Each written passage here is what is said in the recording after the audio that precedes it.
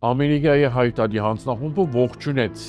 կրոնական ազատություններու միջազգային վեաժողովին ընթացքին Արցախի հարցին քննարկումը,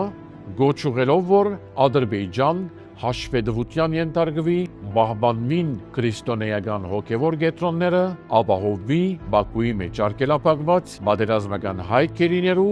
եւ Հայաստանի մեջ բանդարգված գղերականներու եւ ընտիմատիրներու ազատ արձակումը։ Հանձնախումբի գործադիր տնօրեն Արամ Համբարյան հայտնեց, որ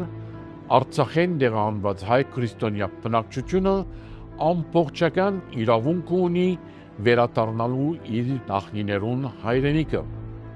իսկ Բաքուի մեջ բանդարգված 20 հայ բադանտները անմիջապես պետք է ազատ արձակվին։ Ան նաև կենսական համարեց, որ հայ առաքելական եկեղեցին զերծ մնա հալածանքներ է, որոնք կգործադրվին Բաքուի եւ Երևանի իշխանություններուն կողմէ։